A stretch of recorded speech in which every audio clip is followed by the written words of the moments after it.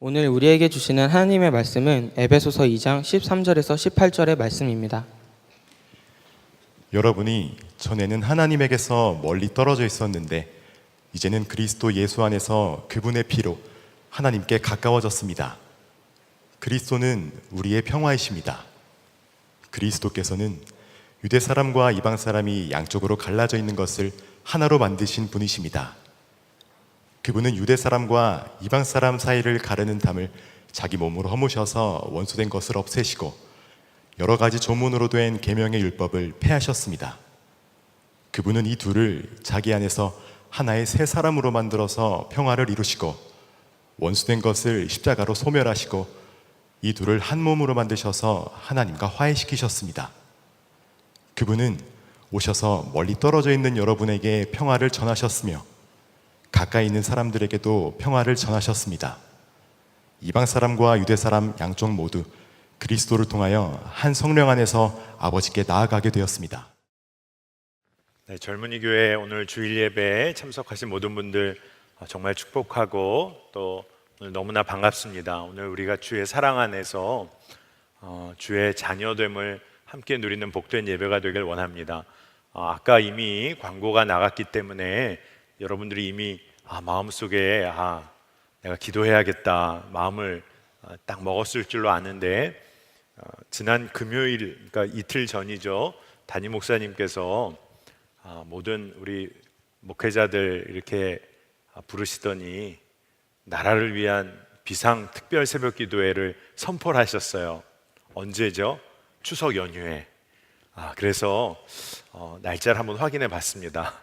근데 추석 연휴에. 근데 왜 그러냐 하면 우리가 정말로 명절도 여러분들이 가족들을 잘 섬기고 또 서로 정말로 가족 안에 기쁨을 누리는 시간도 여러분 꼭 가지세요.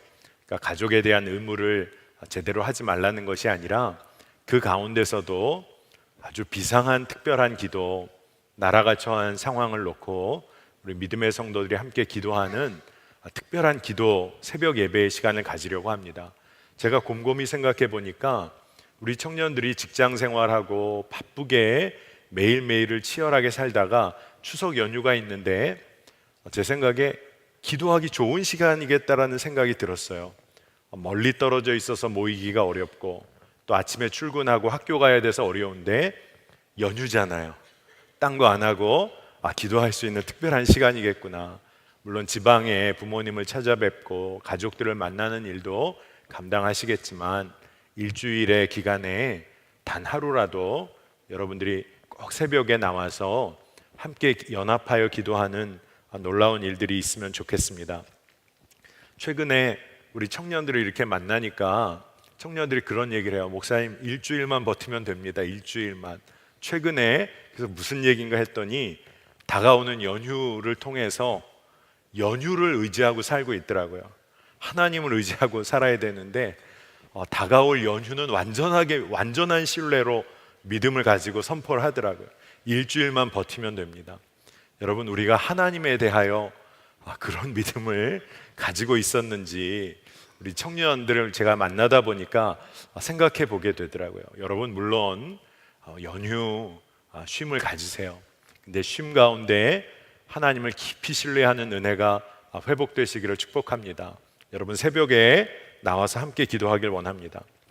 제가 오늘 화해의 공동체를 꿈꾸라라는 제목으로 말씀을 준비하고 또 지난 한 주간 묵상하고 있었는데 그저께 성령 집회 때 담임 목사님께서 말씀을 전하시면서 그 중에 예화를 드셨던 이야기가 너무나 마음에 남아서 여러분에게 소개하면서 말씀을 시작하려고 합니다. 어떤 한 분이 교회 생활, 직장 생활 하는데 마음 가운데 정말 꼴 보기 싫은 사람이 있는 거예요. 정말 원수처럼 여겨지는 사람들로 인하여 삶이 어렵고 피폐하고 마음이 무너지고 그래서 하나님 앞에 나가서 기도를 정말로 간절하게 하셨다는 거예요. 어떤 기도를 올렸을까요? 꼴 보기 싫은 원수들 다 사라지게 해주세요. 힘들게 하는 저 사람들 다 제 눈앞에 없어지게 해주세요. 근데 정말 너무 어렵다 보니까 정말 간절하게 기도하고 꽤 오랜 시간 그 기도를 했는데 어느 날 교회를 가봤더니, 어느 날 직장에 가봤더니 다 사라졌다는 거예요. 여러분 놀랍지 않습니까? 뭐 공동체를 떠나고 뭐 이민 가고 그런 게 아니라 그렇게 기도하다 보니까, 기도의 방향이 조금 잘못된 것 같지만 기도하다 보니까 마음 가운데 원수로 여겨지던 사람들이 원수로 여겨지는 게 아니고, 꼴 보기 싫었던 사람들이 꼴 보기 싫은 것이 아니라 품어지는 역사가 그의 마음 가운데 일어났다는 거예요. 여러분, 우리의 삶에도요, 원수라고는 말하지 않더라도 마음에 걸리고 또 마음에 어려운 관계, 뭔가 만나면 나를 힘들게 하는 이들이 있을런지 몰라요. 여러분, 그런데 그런 마음을 가지고 언제까지 여러분 살겠습니까? 늘 뭔가 꺼림직하고 불편하고 원망이 되는 관계에 언제까지 품고 여러분 살겠습니까? 그런데 진짜 놀라운 일은 문제의 해결이 그 사람들이 물리적으로 사라져버리고 내 눈앞에 안 보이는 것이 해결책이 아니라 내 마음에, 여러분의 마음에 원수처럼 여겨지던 이들이 전혀 다르게 다가오고 받아들여지게 되는 것, 그것이 진짜 놀라운 은혜요, 하나님의 역사라는 것입니다. 여러분, 우리의 마음이 바뀌어지는 것뿐 아니라 또 그 이후에 세워나가야 할 새로운 관계가 분명히 있습니다. 하지만 우리의 마음이 바뀌기 시작하면 전혀 다른 마음, 전혀 다른 삶의 시작이, 그 방향이 분명해지는 것이죠. 여러분, 우리의 삶에 원수가 있을 때가 있습니다. 여러분이 어떻게 표현할지 모르지만 우리 삶에는 정말로 원수로 여겨지는 이들과의 관계의 문제, 원수의 문제가 있습니다.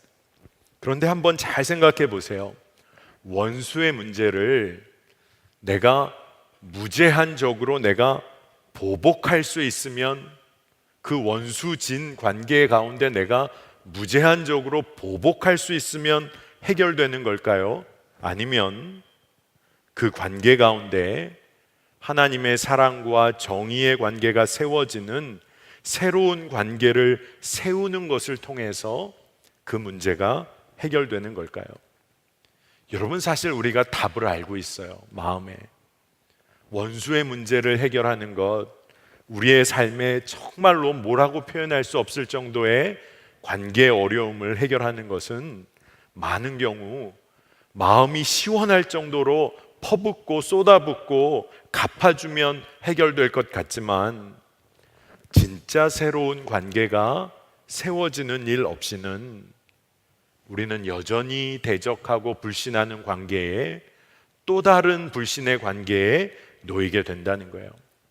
여러분, 우리가 언제까지 이런 상처에, 그런 상처에 노출된 채로 여전히 우리가 그런 상처를 마음에 품고 사는 거 언제까지 해야 합니까? 오늘 말씀을 통해서 이 문제가 해결함 받는 은혜가 있으면 좋겠어요. 교회 공동체 안에서도 때로는 서로 품지 못하는 이들이 있을 때가 있어요.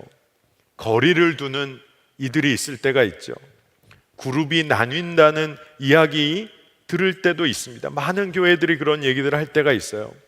그리고 관계의 어려움이 있을 때마다 많은 경우에 성도들, 청년들이 택하는 방법이 공동체를 옮기는 것입니다. 더 좋은 공동체가 있겠지, 더 좋은 공동체가 있겠지. 여러분, 더 좋은 공동체는 없어요. 왜냐하면 공동체, 교회 공동체는 죄인들의 모임이기 때문에 그래요. 교회는 죄인들의 공동체예요. 그리고 어느 공동체나 나에게 어려운 사람이 있어요. 제가 정확하게 말하겠습니다. 나 자신에게 어려운 사람이 있는 거예요.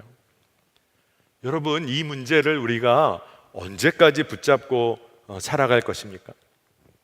오늘 이 관계의 문제를 어떻게 넘을 수 있을지를 말씀으로 정확하게 좀 분별하기를 바라는데, 제가 먼저 결론 하나를 말씀드릴게요. 오늘 이곳에 모인 모든 청년들, 성도님들, 여러분은 화해의 사명자입니다. 여러분은 화해의 사명자로 여러분이 부름을 받으셨어요. 여러분이 예수님 안에서 구원받고 하나님의 자녀가 되었다면 여러분은 사명을 하나 받게 되는데 그것은 화해의 직분입니다. 오늘 고린도후서 5장 17절 18절을 보면 굉장히 유명한 말씀이에요. 누구든지 그리스도 안에 있으면 그는 새로운 피조물입니다. 옛것은 지나갔습니다. 보십시오, 새 것이 되었습니다. 이 모든 것은 하나님에게서 났습니다. 하나님께서는 그리스도를 내세우셔서 우리를 자기와 화해하게 하시고 또 우리에게 화해의 직분을 맡겨 주셨습니다. 우리가 고린도후서 5장 17절까지는 익숙해요. 보라, 새 것이 되었도다. 그런데 이어지는 18절 말씀을 보니까 우리를 자기와 화해하게 하시고 또한 우리에게 화해의 직분을 맡겨주셨습니다. 구원받은 모든 사람은 화해의 사명을 가진 사명자입니다. 여러분, 이번 한 달 동안 제가 평화에 관해서 하나님 나라와 연관된 말씀을 전하고 있는데 우리는 평화를 누리기를 원합니다. 평화로운 삶을 원해요. 그런데 평화라는 것은 단지 누리는 것이 아니라 평화를 이루어가는 노력, 평화를 이루어가는 분투, 이것이 화해의 직분을 감당하는 것입니다. 단지 평화를 누리는 것이 화해의 직분자의 사명이 아니라 평화를 이루어가는 노력을 그 화해의 직분을 감당해야 하는 것입니다. 여러분, 우리가 단지 갈등이나 분쟁이 없는 상황이 평화라고 여길 때가 많아요. 그리고 어떤 경우에 여러분들 중에도 성격상 뭔가 갈등이 있는 경우를 참지 못해서 어떻게든 좋은 게 좋은 거로 이렇게 살아가기를 원하는 사람들이 많습니다. 그런데 단지 갈등과 분쟁이 없는 상황, 그것이 평화가 아니라 갈등과 분쟁의 상황 가운데서도 평화로운 관계의 질을 높여가는 삶을 지속적으로 살기 원하는 사람, 바로 그 사람들이 평화를 누리는 삶을 살아가는 사람들이에요. 그게 그리스도인의 사명입니다. 여러분, 우리는 정말 동화처럼 나는 평화를 누리며 살고 싶어. 그런데 평화를 이루는 삶, 관계 가운데서 관계의 건강함을 이루어가는 삶에는 전혀 헌신하지 않는 모습을 발견할 때가 있습니다. 여러분, 정말로 우리는 그리스도인 화해의 사명을 갖고 있다는 것을 깨달아야 합니다. 그런데 여러분, 어떻죠? 우리는 일상 가운데 여전히 죄인입니다. 죄의 문제로 넘어집니다. 우리가 일상 가운데 여전히 죄인이에요. 그런데 또 하나 기억해야 할 것은 그와 동시에 하나님의 자녀라, 의로운 자라 여김을 받는 은혜를 일상 가운데 또한 매일 누리는 자들입니다. 그러니까 우리가 죄인이면서 동시에 하나님의 자녀의 은혜를 누리며 살아요. 그러니까 깨어 있어야 하는 것입니다. 여러분, 우리 삶에요, 죄와 악이 얼마나 스며들어 옵니까? 이 세상을 살면서 이런 표현이 있어요. 여러분, 어떤 일들 중에 저거는 너무 진부해. 저 노래는 너무 멜로디가 진부하다. 저 가사는 언제적 가사야. 너무 진부하다. 사실 진부하다고 표현할 때는요, 그 말은 너무나 익숙해서 너무나 많이 사용하고 있기 때문에 전혀 새로울 게 없다는 거예요. 삶에 익숙할 대로 익숙하게 스며들어온 것을 때로는 진부하다고 표현을 하죠. 그런데 우리가 꼭 기억해야 될 게 있어요. 죄와 악의 문제가 우리의 삶에 진부할 정도로, 너무 익숙할 정도로 우리 삶에 스며들어온 영역이 분명히 있다는 겁니다. 그렇기 때문에 우리가 깨어 있어야 하는 것은 내 삶의 죄라고도 전혀 여기지 못하고 죄의 일상성, 죄의 진부함을 그대로 내 삶에 받아들이며 살고 있는 영역이 있다면 진짜 깨어나야 합니다.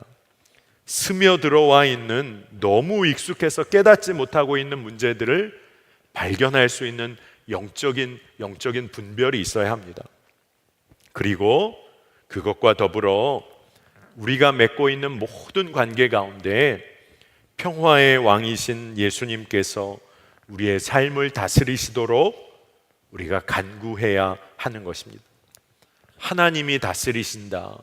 평화의 예수님이 우리의 삶을 다스리신다. 이것은 정말로 평화를 우리가 누리는 삶의 기초가 되는 것이죠. 저는 오늘 여러분들에게 화해의 공동체, 화해의 사랑의 관계를 우리가 이루어가자는 말씀을 드리려고 해요. 그런데 화해의 공동체를 이루어가기 위해서 꼭 점검해야 할 것이 있습니다. 그것은 첫째로 우리가 죄인임을 정말로 인식한다면 우리가 어떤 일을 해야 되죠? 지금 방금 말씀드린 내용이에요. 자기를 비판적으로 바라볼 수 있는 힘이 있어야 합니다. 언제나 내 주장이 옳고 내 주장 내세우는 거에 익숙한 삶이 아니라 내가 틀릴 수 있다는 생각을 해야 합니다. 내가 실수할 수 있다는 것을 인정해야 합니다. 우리가 십자가 앞에서 모두 죄인임을 인정하면 겸손한 삶으로 나아가게 되는 거죠. 그런데 우리가 십자가 앞에 모두가 죄인이면서 우리는 하나님의 은혜를 입은 하나님의 자녀입니다. 그러니까 우리가 죄의 문제에 있어서는 자기를 비판적으로 바라보고, 그리고 은혜를 누리는 영역에 있어서는 다른 일을 세워주는 일에 여러분 앞장을 서야 합니다. 서로 비난하는 관계가 아니라 이끌어주고 바로 잡아주는 관계 가운데로 나가야 하는 거예요. 근데 저는 이것을 우리 청년들에게 이렇게 좀 표현하고 싶습니다. 여러분 옆에 친구들 있잖아요. 오늘 대부분 가까운 친구들이 옆에서 예배 드릴 텐데 그 친구 포기하지 않는 관계, 여러분 옆에 있는 친구 포기하지 마세요. 점심 같이 안 먹었다고 포기하지 마세요. 같은 프로 같이 보기로 했는데 본방사수 같이 안 했다고 포기하지 마세요. 여러분들의 마음에 너무나 하찮은 것으로 관계를 포기할 때가 있어요. 우리가 은혜 받은 삶의 영역에서 서로를 바로잡아주는 일을 해야 합니다. 제가 요새 월요일마다 집에 있는 화초에 물을 주는 것, 가꾸는 거에 굉장히 좀 신경을 쓰고 있어요. 왜냐하면 그 이전에 저희 집은 화초의 무덤이었어요. 우리 청년들이나 주변 분들이 이렇게 화초를 선물해 주면 너무 귀하다 해서 사랑을 너무 듬뿍 줘서 썩어 나가는 일이 있고 정말 죄송해요. 너무 사랑을 줬어요. 그러면 안 되겠구나. 이게 정말 정해진 대로만 물을 줘야 되는구나. 근데 몇 번 잊고 수련회 몇 번 다녀오면 말라 죽어 있어요. 근데 제 마음에 이래선 안 되겠다. 정말 귀한 생명인데, 그래서 월요일 날, 이제 목회자들은 월요일 날 쉬는 날이니까 월요일 오전에 화분도 나르고 물을 열심히 줍니다. 그 이후로 좀 버티고 있어요. 그러면서 제가 고무나무에 가지를 하나 물꽂이로 심었다가 이제 최근에 화분에 옮겨 심어서 이렇게 자라게 하고 있는데, 처음에 이렇게 심어 놓으니까 이게 제대로 이 자라나는 방향이 좀 문제가 생기는 것 같아요. 힘이 없고. 그래서 이 지지대를 하나를 세우고 이 케이블 타이로 이렇게 좀 묶어줬습니다. 그래서 이 지지대대로 당분간 자랄 수 있도록 이렇게 하고, 틈이 나면 이렇게 바라봅니다. 최근에는 나름 제대로 모양을 갖추어가는 것을 보게 돼요. 제가 그것을 보면서 한 가지를 깨닫게 되는 것은, 우리가 공동체의 관계 가운데서도 특히 청년의 시기를 보내고 있는 우리 가운데는 서로의 삶이 출렁일 때가 있습니다. 때로는 잠수 타고 도망가는 청년들이 있기도 하죠. 그런데 누군가가 더 신앙적이고 영적으로 강건해서가 아니라 서로가 서로의 버팀목이 되어줘야 합니다. 때로는 영적으로 무너지는 것 같은 친구의 옆에 내가 지금은 기도할 수 있기 때문에 지지대, 버팀목이 되어줘야 합니다. 비난하는 관계가 아니라 서로 의지하고 기도해주는 관계가 돼야 합니다. 감리교 운동을 시작했던 웨슬리 목사님이 속회 모임, 밴드 모임을 할 때 주마다 그들이 속회원들끼리 밴드 멤버들이 모여서 늘 묻고 점검했어요. 안녕하세요. 그냥 이렇게 물어본 것이 아니라 그들은 아주 정확하게 물어봤습니다. 당신의 영혼은 안녕하십니까? 이번 한 주 당신은 영적으로 강건하십니까? 를 물어봤어요. 그리고 일주일 동안 경건하지 못했던 삶이 없었는지를 하나하나 서로 점검해 줬어요. 말씀을 읽고 기도하는 삶에 대하여 점검해 줬어요. 그리고 그러한 점검을 통해서 연약함이나 때로는 잘못된 방향으로 가고 있는 동역자 친구를 바로 잡아줬어요. 이게 참 어려운 일입니다. 우리들이 청년들 안에 친구가 뭔가 조금 잘못된 길을 시작한 것 같아요. 바로 잡아주려고 하면 삐져서 관계가 끝나요. 근데 이런 게 아니라 웨슬리 목사님 시절에 속회와 밴드 모임은 서로를 교정해주는 역할을 했다는 표현이 나옵니다. 서로의 연약함을 붙들어 줬어요. 여러분, 이것이 정말로 중요한 화해의 공동체를 이루는 굉장히 중요한 원리 중에 하나입니다. 여러분, 화해자의 삶이 가장 먼저 다루어야 할 부분이 있다면 물론 바로 하나님과의 관계예요. 우리가 여전히 내 삶의 문제, 오늘 내 삶의 문제에 매여 살다 보면요, 여러분 늘 경험하실 거예요. 내 문제에만 얽어매여 살다 보면 늘 갈등 속으로 빠질 때가 많습니다. 왜 그렇죠? 늘 서운해요. 늘 섭섭해요. 여러분 여기 섭섭이 있습니까? 섭섭이? 투덜이. 늘 원망하고. 우리가 어린아이들이 엄마에게 막 땡깡 부리고 하면 야, 왜 이렇게 찡찡거리니? 왜 땡깡 부리니?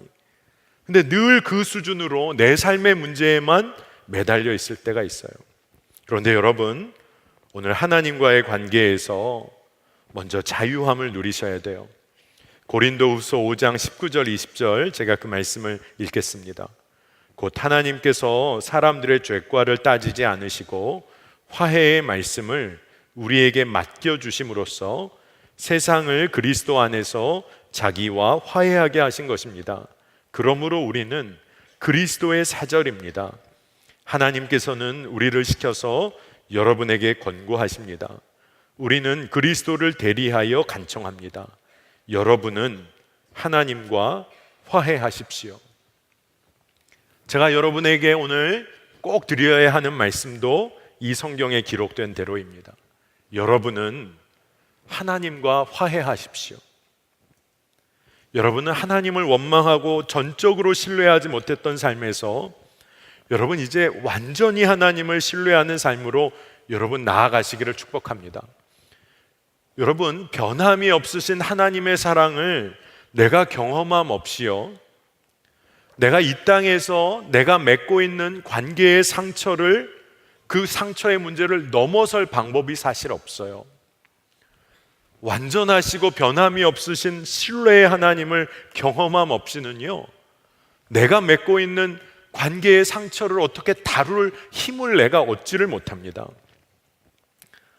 제가 젊은이 교회를 담당하고 또 느헤미야 공동체를 담당하다 보니까 1년 동안 주례를 담당할 일이 생각보다 많아졌어요. 그리고 주례를 맡다 보면 이제 예비 신랑 신부들, 특별히 이제 저희 교회 지체들인 경우가 많죠.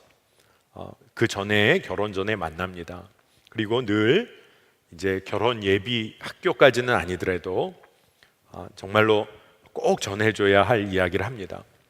그런데 신혼부부 이제 결혼할 친구들에게 해주는 이야기 중에 하나가 서로에 대한 기대와 소망을 갖는 것은 아름다운 일이지만 이것은 무서운 거다라고 얘기해요. 뭐냐 하면 결혼할 사람으로부터 지금 내가 누리는 기쁨이 너무 크지만 날 한번 행복하게 해봐. 마음 가운데 깔려있는 이야기예요. 결혼 이제 내가 너랑 하니까 날 한번 행복하게 해줘봐. 신랑은 신부에게, 신부는 신랑에게 기대가 있는 것이죠. 내가 저 사람과 결혼하면 내가 누릴 행복, 날 한번 기쁘게 해줘봐. 그것이 잘못된 것이 아니에요. 그 기대와 소망은 아름다운 것입니다. 그런데 인간적인 기대와 소망으로만 채워진 관계는요, 여지없이 깨지게 마련입니다. 왜냐하면 결혼하고 일상을 같이 살아보니까 완전히 속은 것 같은 거죠. 늘 좋은 찻집, 좋은 음식점, 좋은 꿈만을 이야기하다가 아침에 일어나서 출근 시간 마치느라 정신없이 시작되는 일상을 경험하면서 그 기대가 서운하고 아픔으로 바뀔 때가 많다는 거예요. 그래서 늘 신랑 신부들에게 하는 이야기, 특별히 선한 목자교회를 통해 결혼하는 모든 이들에게 선포되는 말씀 중에 핵심이 먼저 예수님으로 행복한 신랑이 되세요. 먼저 예수님으로 행복한 신부가 먼저 되세요. 신랑에게 신부에게 날 행복하게 해줘 라고 외치기 이전에 이미 행복한 존재, 하나님과 화해함을 누리고 하나님의 깊은 신뢰와 사랑 가운데 놓이게 돼서 이미 행복한 사람으로 상대방 파트너, 신랑과 신부를 만나라는 거예요. 그러면 결혼은 축복이 되는 거죠. 이미 행복한 사람과 이미 행복한 사람이 만나니까 그 기쁨을 더 누리는 거예요. 여러분, 결혼의 신비의 관계처럼 우리가 화해의 공동체를 만들어 가는데도 이와 똑같은 원리가 작용됩니다. 하나님과의 관계에서 누리는 기쁨과 행복이 우리가 충만해야 합니다. 그래서 우리가 이 땅에서 누리는 관계들은 결국 하나님이 주시는 기쁨이 얼마나 큰 것인지를 증거하는 자로서의 삶을 살게 되는 거예요. 여러분, 이것이 참 놀라운 축복입니다. 화해의 공동체가 꼭 지켜야 할 핵심 가치, 아주 실천 강령이 하나 있습니다. 여러분, 그게 뭘까요? 여러분 옆에 있는 분들, 친구들, 또 여러분들 부모님 오늘 돌아가서 만나시면, 그리고 직장에 가서 상사를 만나게 되실 때 공통되는 핵심 가치와 실천 강령이 있습니다. 그것은 뭐냐 하면 주 안에서 피차 복종하는 것입니다. 상호 복종하는 거예요.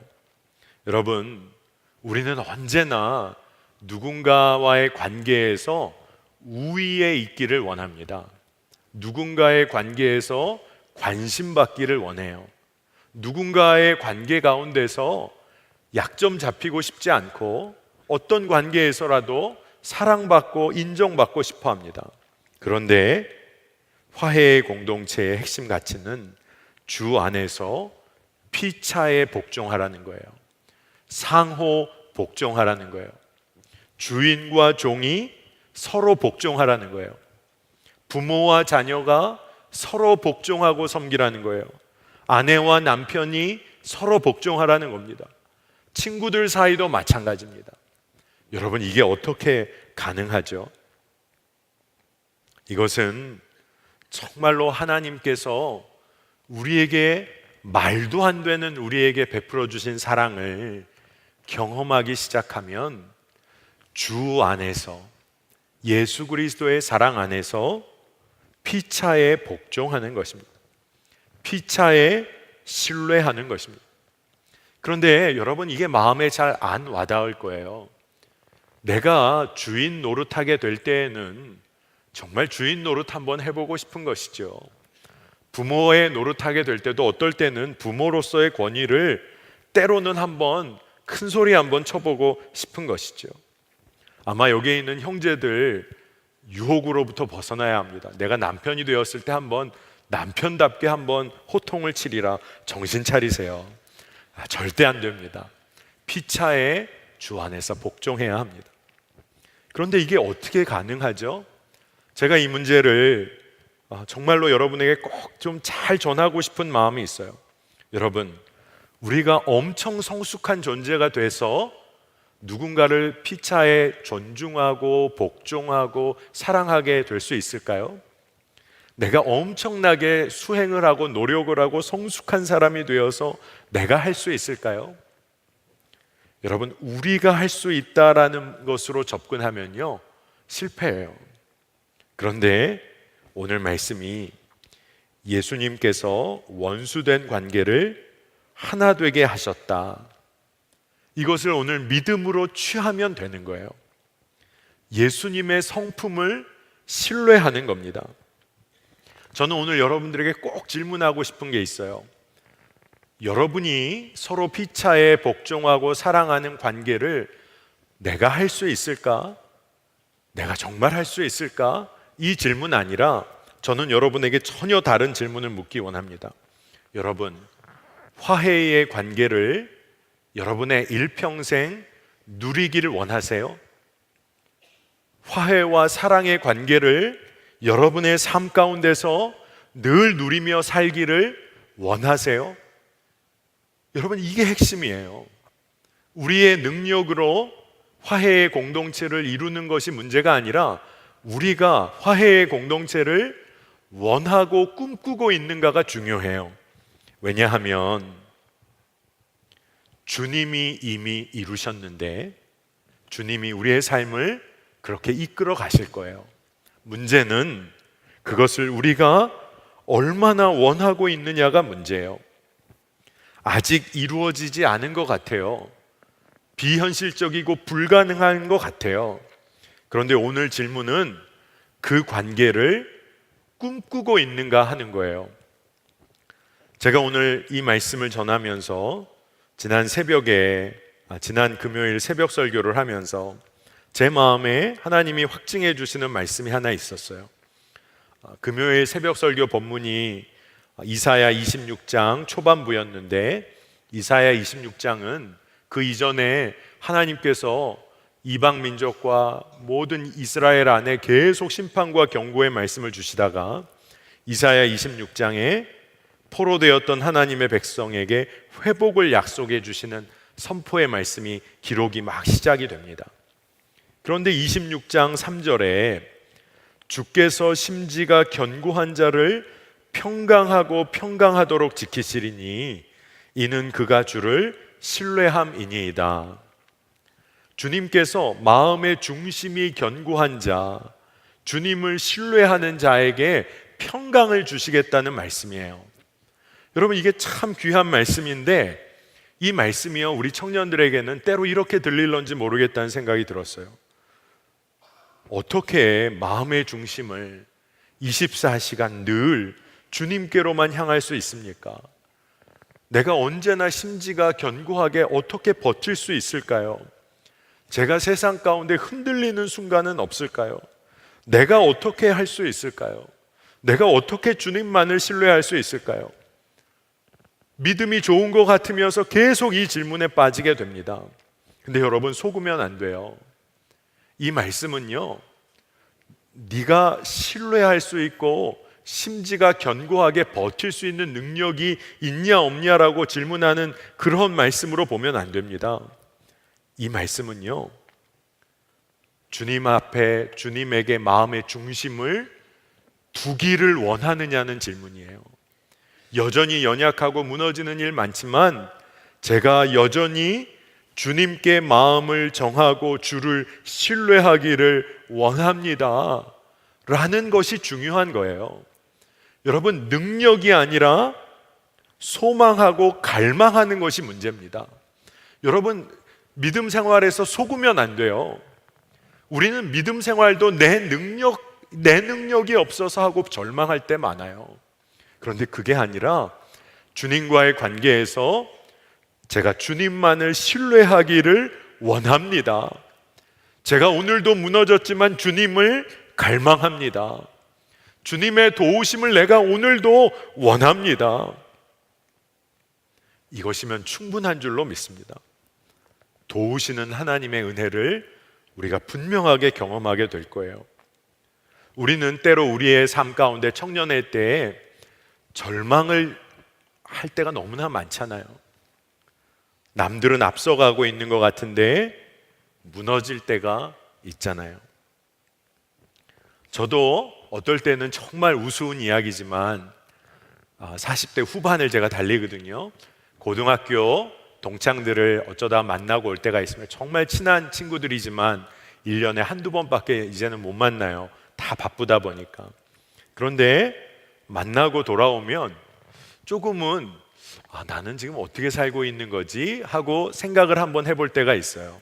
왜냐하면 세상의 기준으로 보면 저는 아무것도 이룬 게 없는 것 같이 느껴질 때가 있는 거죠.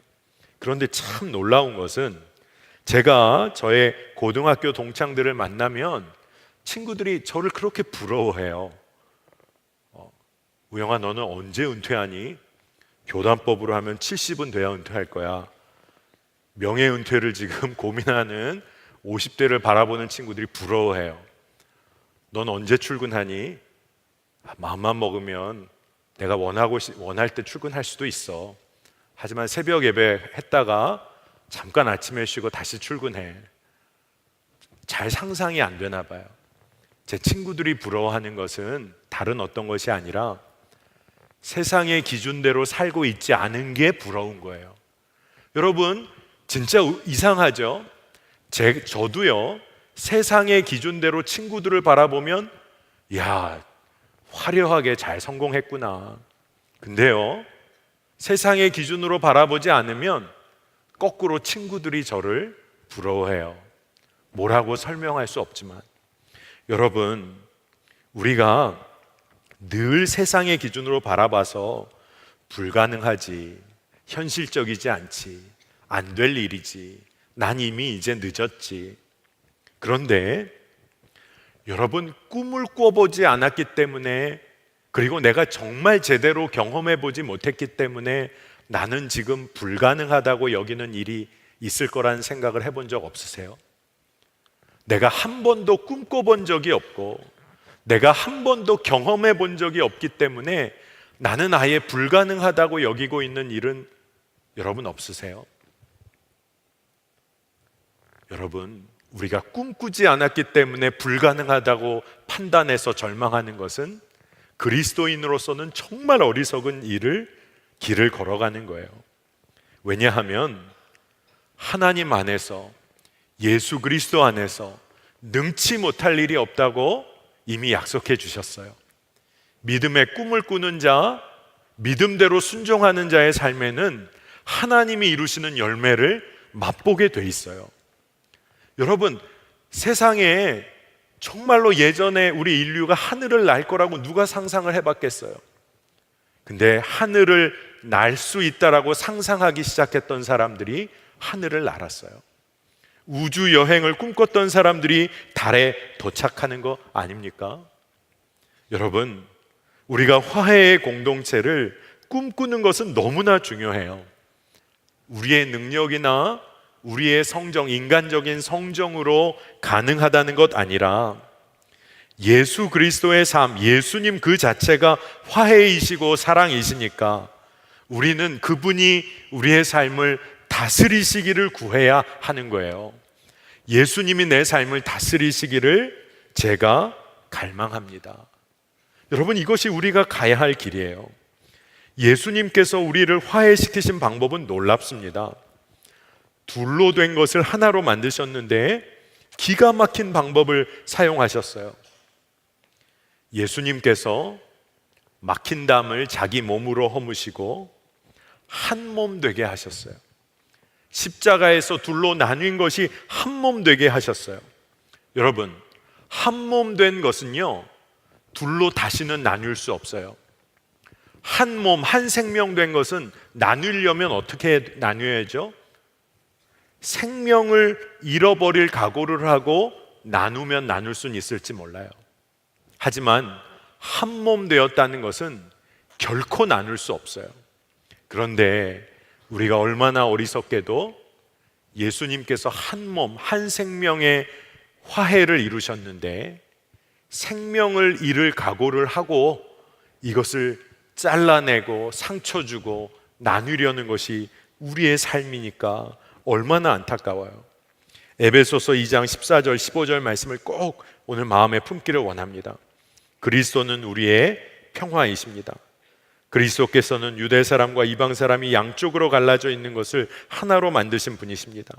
그분은 유대 사람과 이방 사람 사이를 가르는 담을 자기 몸으로 허무셔서 원수된 것을 없애시고 여러 가지 조문으로 된 계명의 율법을 폐하셨습니다. 그분은 이 둘을 자기 안에서 하나의 새 사람으로 만들어서 평화를 이루시고, 그분은 이 둘을 자기 안에서 하나의 새 사람으로 만들어서 평화를 이루시고, 예수님은 막힌 담, 원수된 것, 아픔뿐 아니라 고통뿐 아니라 전 생명을 내어주시며 나뉘어진 둘을 한 생명 만드셨어요. 그러니까 우리가 어떤 존재입니까? 완전히 뒤바뀌어진 존재예요. 우리의 삶은 화해의 직분을 갖게 된 완전히 생명이 뒤바뀐 존재입니다. 문제는 여러분, 오늘 이것을 여러분이 믿음으로 취하느냐 안 취하느냐의 문제예요. 로마서 6장 6절에 우리의 옛사람이 그리스도와 함께 십자가에 달려 죽은 것은 죄의 몸을 멸하여서 우리가 다시는 죄의 노예가 되지 않게 하려는 것임을 우리는 압니다. 아멘입니다. 여러분, 우리가 계속해서 내 생명, 다른 사람의 생명 분리하는 것 아니라 예수 안에서 우리가 한 생명, 한 몸 되었다. 여러분, 이것을 믿음으로 취하면요, 옆에 친구는요, 같이 살아야만 하는 존재예요. 옆에 친구가 어려운 일 겪으면 그 어려운 일은 함께 헤쳐나가야 하는 문제예요. 근데 나누고 잘라내고 분리하려고 하면 옆에 사람은 늘 경쟁의 대상이고 서로 늘 상처 주는 관계예요. 오늘 말씀을 믿음으로 취합시다. 원수된 것 십자가 앞에서 소멸되었습니다. 에베소서 2장 17절, 원수된 것을 십자가로 소멸하시고 이 둘을 한 몸으로 만드셔서 하나님과 화해시키셨습니다. 여러분, 오늘 믿음으로 취하면 좋겠어요. 내가 십자가 앞에서 하나님과 원수된 것 회복되었습니다. 나에게 주어진 관계 가운데, 이 세상 가운데 원수된 관계들 제가 이제 믿음으로 넘어서겠습니다. 그리고 하나님과의 온전한 기쁨 누리겠습니다. 여러분, 우리 주변에 학교에서, 직장에서, 가정에서 상처 있는 관계들이 있어요. 근데 여러분, 화해의 사명자로 한번 서보세요. 쉽지 않지만 그것을 통과해야 하나님과 화해한 우리의 삶을 진짜 제대로 누릴 수 있어요. 제가 오늘 여러분에게 참 어려운 도전 하나를 할게요. 여러분의 삶 가운데 원수된 관계 가운데 용서하는 일에 도전해 보세요. 그리고 여러분이 용서를 구해야 되는 일이 있다면 여러분 도전해 보세요. 사실 용서하는 일은요, 하나님만 하실 수 있는 일이에요. 우리 죄인들이 어떻게 용서하겠어요? 근데 하나님은 우리에게 용서하는 일에, 화해시키는 일에 참여하도록 이끄세요.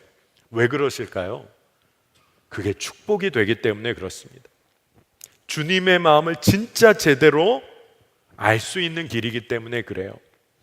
더 적극적으로 말하면요, 여러분, 우리가 용서하고 또한 용서 구하지 못하면요, 예수 그리스도의 십자가 사랑을 제대로 누리지 못하고 있다는 증거 중에 증거가 돼요. 여러분, 진짜 힘들지만 여러분 용서의 순간을 통과해 보세요. 그리고 나면 예수님께서 진짜 말도 안 되는 나를 받아주신 그 사건이요, 감격이에요. 내가 도저히 감당할 수 없는 용서를 통과하면서 누리게 되는 사건은요, 주님의 은혜가 엄청나다는 것을 정말 제대로 누리게 되는 거예요. 몇 주 전에 제 사무실로 전화 한 통이 울렸어요. 누가 전화하셨나? 박우영 목사입니다. 전화를 받았습니다. 아마 교회 안내 데스크에서 상담 전화인데 이렇게 돌리다 보니까 저에게 온 것 같아요. 아주 짧게 제가 말씀을 드리면, 이분이 믿음 생활하시는 젊은 여성분이신데 아마 작은 가게에도 운영하시나 봐요. 그런데 옆에 가게에 있는 분과도 굉장히 잘 지내며 보냈는데, 옆에 가게 주인분은 남자분이신데 어느 날 좀 언쟁이 붙고 하다가 크게 다투게 됐다는 거예요. 근데 남자분이 약간 물리력을 사용해서 좀 다치게 되는 일도 있었다고 합니다. 그러니까 마음이 너무 힘들고 아마 이것이 이렇게 고소 고발 사건으로까지도 이어졌나 봐요. 근데 이 남자분이 잘못한 게 분명하니까 그냥 이대로 처리해 버리면 다 되는데, 전화를 하셔서 하시는 말씀이, 교회에 가서 예배하고 또 말씀 가운데 거하면 용서해야 된다는 부담은 느껴진대요. 근데 마음으로는 도저히 용서할 수가 없어서 전화를 하신 거예요. 근데 하필 그 전화가 돌고 돌아서 저에게 왔어요. 그 순간에 이 전화는 한 1시간짜리겠다. 인간적으로 딱 그런 생각이 들더라고요. 그런데 이분이 하는 말을 들으면서 제 마음에 어떤 마음이 들었냐 하면, 이분에게 정말 하나님의 마음을 잘 전할 수 있도록 하나님 지혜를 주세요. 근데 이분의 핵심은 억울하고 도저히 용서 못 하겠는데 용서에 부담이 있다는 거예요. 어떻게 하면 좋겠냐는 거예요. 저도 정답을 드릴 수가 없는 형편이지만 한 가지 영적인 지혜가 부어진 것은, 그러면 그 마음 그대로 기도하세요. 하나님, 제가 용서에 부담이 있는데 인간적으로 도저히 용서 못 하겠어요. 억울해요. 그 마음 다 시편 기자처럼 다 탄식하며 기도하세요. 근데 한 가지 기도의 제목을 꼭 받고 기도하실 것은, 그런데 주님, 주님의 마음을 저에게 부어주세요. 주님, 제가 용서할 수 있도록 주님 이끄시길 원하신다면 평강과 기쁨으로 용서할 수 있는 주님의 마음을 부어달라고 기도하세요. 지금 당장 못하겠으면 겉으로 억지로 하지 마시고, 하지만 기도하세요. 주님, 제가 용서할 마음을 구합니다. 주님의 마음을 부어주시길 원합니다. 상한 마음을 다루시고 위로하기 원하시는 주님의 마음을 구합니다. 기도의 제목을 바꾸시라고 말씀해드리고 기도해드렸어요. 여러분, 오늘도 우리 안에, 목사님 용서할 수가 없어요, 그 친구만은 용서할 수 없어요, 우리 아빠만은 용서할 수 없어요. 사실 이것이 우리를 얼마나 얽어매고 있습니까? 근데 그거 오늘 통과하십시다. 오늘 하나님께서 원수된 우리와 예수 그리스도를 통해서 완전한 화해를 이루시고 여러분을 화해의 직분자로 삼으셨어요. 이건 하나님의 계획이고 약속의 길입니다. 여러분, 그러니까 억지로 하시라는 말씀 제가 안 드리겠어요. 기도하시기를 축복합니다. 그 관계를 용서할 수 있는 주의 마음을 주세요. 그 기도는 할 수 있잖아요. 제가 화해의 직분자로 온전히 서기를 갈망한다고 여러분 기도해 보세요. 우리 공동체 안에도 혹시나 찢어지고 아픈 관계가 있다, 오늘 당장 모든 걸 해결할 수 없다, 하지만 오늘 기도할 수 있잖아요. 하나님, 제가 한몸됨을 누리도록 주여 주의 마음 부어주세요. 제가 여러분에게 이렇게 간절히 도전하고 원하는 것은, 이것을 통과해야 사실 하나님과 우리 안에 누리는 평강과 화해와 기쁨을 진짜 제대로 누릴 수 있기 때문에 그래요.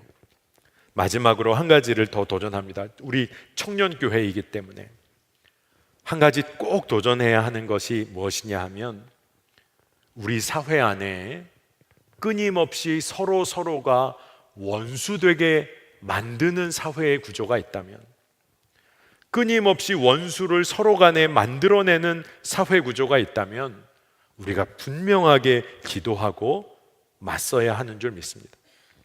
경제적인 불평등의 구조 때문에 갑과 을이 늘 만들어질 수밖에 없는 구조가 있다. 정치적인 왜곡의 구조 때문에 억압받는 사람들이 늘 생길 수밖에 없다. 종교적인 정주의 판단, 차별의 구조 때문에 어떤 사람은 정결한 자고 어떤 사람은 부정한 자가 될 수밖에 없는 구조가 있다. 여러분, 우리 청년 세대의 다음 세대들이 화해의 사명자로 이 땅 가운데 서게 되기를 축복합니다. 모든 존재, 하나님의 자녀들이 정말로 기뻐하고 하나님의 사랑 안에 거하는 놀라운 사회 공동체, 교회 공동체 이루는 일에 우리가 쓰임받기를 원합니다. 신음하고 아파하는 사람들, 지체들이 있다. 사회적인 약자들이 있다. 섬기는 공동체가 일어나기를 원합니다. 특별히 셀 가운데, 우리 셀의 도전 가운데 이런 일들 많이 일어났으면 좋겠어요. 젊은이 교회가 정말로 서로를 지탱해주고 서로를 통해서 하나님의 음성을 듣는 공동체 되기를 축복합니다.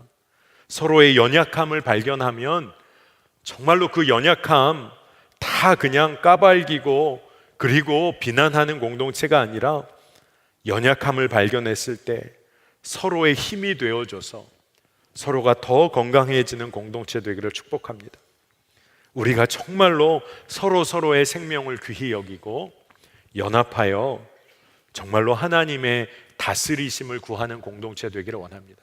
그런데 저는 오늘 너무나 감사한 것은 우리가 화해의 공동체, 평화의 공동체를 꿈꾸는 한 하나님은 이미 우리 가운데 이 일을 이루고 계십니다.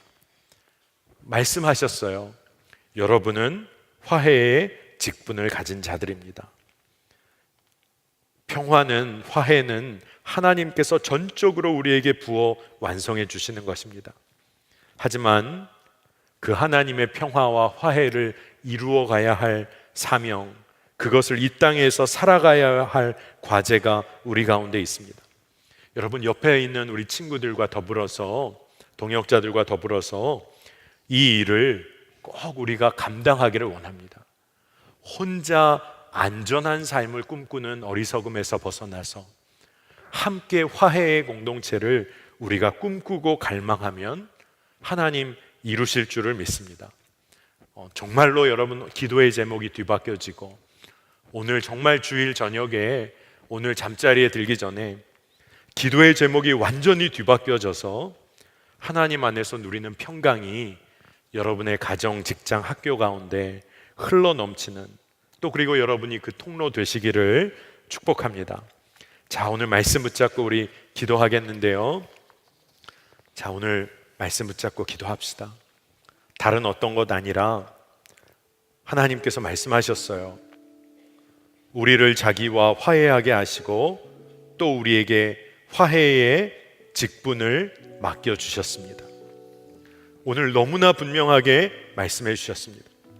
원수된 것을 십자가로 소멸하시고 이 둘을 한 몸으로 만드셔서 하나님과 화해시키셨습니다.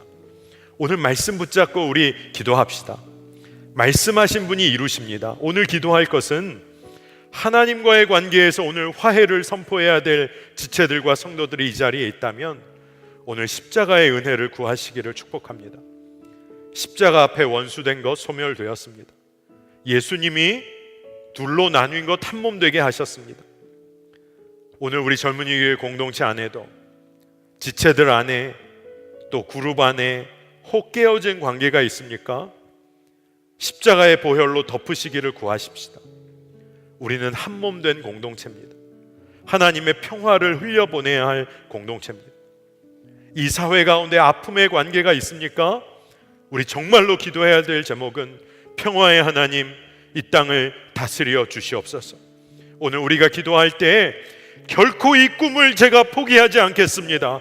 화해의 직분과 사명을 내가 감당하고 있는 이 사명의 꿈을 포기하지 않겠습니다. 주여, 제가 갈망합니다. 주님, 이 땅과 나의 삶, 우리 공동체를 다스려 주시옵소서. 우리 주의 이름 한번 부르고 기도하겠습니다. 주여, 오 하나님, 주여, 주님을 갈망합니다. 주여, 주님을 갈망합니다. 주님께서 우리를 화해의 직분자로 삼으심을 믿음으로 주합니다. 십자가 앞에서 원수된 것 다 소멸되었습니다. 주여 예수 그리스도 안에서 둘로 나뉘어졌던 것 한 몸 되었습니다. 오늘 믿음으로 이것을 취합니다. 우리의 기도의 제목이 바뀌어지기를 원합니다. 제가 용서하고 용서를 구하는 자 되기를 갈망합니다. 하나님, 은혜의 생수의 강물을 흘려보내는 자 되기를 원합니다. 화해의 사명을 맡았음을 주님 깨닫고 구하기를 원합니다. 하나님, 서로 비차에 복종하는 관계 가운데 놓이기를 원합니다. 주여, 주님 평화를 누리는 자만 되는 것 아니라 평화를 이루어가는 자 되기를 원합니다. 화해의 공동체를 이루고 꿈꾸는 자 되기를 원합니다. 지체들 안에 무너진 관계가 회복되게 하여 주시고, 하나님, 정말로 무너진 관계를, 주여 아픈 관계들 계속해 만들어가는 아픈 사회의 구조 가운데도 주여 다스려 주시길 원합니다. 하나님, 우리의 막혀지고 아픈 상처의 마음을 주여 주의 보혈로 씻겨주시고 주님만을 의지하는 은혜의 능력을 경험케 하여 주시길 원합니다. 우리 청년들의 삶 가운데 무너진 관계, 아픈 관계, 주여 마음의 막힘을 주여 풀어주시길 원합니다. 주의 보혈을 의지하게 하여 주시고 완전한 치유와 회복을 주시고 주님만을 온전히 신뢰하는 자, 주님께 심지를 둔 자의 삶을 평강하고 평강하도록 이끄시는 주님을 의지하게 하여 주시길 원합니다. 이 땅 가운데 주여 아픔과 상처를 씻기시고 주님 이 땅을 다스려 주시기를 원합니다. 주여 이 땅을 다스리소서. 하나님, 감사합니다. 우리의 삶의 현실이 녹록지 않고 무너지고 깨어진 관계로 둘러싸인 것 같지만 오늘 주의 진리의 말씀을 붙잡습니다. 이미 우리가 새로운 존재, 새로운 피조물 되었습니다. 주님 안에서 이미 우리의 옛사람은 죽고 새 생명 얻은 자들입니다. 우리에게 하나님께서 화해의 직분을 맡겨주셨습니다. 우리가 하나님과 원수된 관계에서 이제 완전히 노임을 받아 하나님의 자녀입니다. 하나님, 세상에서 결코 속지 않도록 인도해 주시길 원합니다. 세상의 기준에 주여 우리가 이리저리 휘둘리는 삶 멈추고 주여 사랑하고 섬기고 서로 주 안에서 피차에 복종하는 꿈을 꾸게 하여 주시길 원합니다. 우리의 능력 아니라 예수 그리스도 화해의 주님이 우리를 다스리심을 우리가 끝까지 갈망하고 기도하게 하셔서 하나님, 놀라운 은혜의 삶, 능력 있는 삶을 누리게 하여 주시기를 원합니다. 우리 청년들의 삶이 참 아픕니다. 무너진 관계 때문에 아파하고 어찌해야 할지 모르는 상처 때문에 아파하는데 하나님, 이미 우리가 주 안에서 새로운 존재임을 선포합니다. 하나님, 이제는 담대하게 화해와 평화를 이루는 사명자의 삶 살게 하여 주시기를 원합니다. 내 인생에만 묶여서 이리저리 서운하고 분노하고 안타까웠던 인생은 이미 끝났습니다. 하나님, 주님을 찬양하고 주님 안에 사랑 안에 온전히 거하고 동역자들과 함께 연합하여 기도함으로 주여 이제는 정말로 원수된 관계들을 만들어내는 이 사회를 향하여 하나님 정말로 살아계신 주님의 나라가 여기 있다고 외칠 수 있는 교회 공동체, 화해의 공동체를 이루어가게 하여 주옵소서. 오늘 주께서 그 일을 분명히 행하시고 이미 이루어가고 계신 줄을 믿습니다. 우리 청년들의 마음의 눌림을 풀어주시옵소서. 오늘 특별히 나라와 민족을 주 앞에 올려드립니다. 정말로 어려운 현실, 열강의 틈바구니 가운데 또 북한과의 대립과 긴장 가운데 참으로 어려운 현실이 있습니다.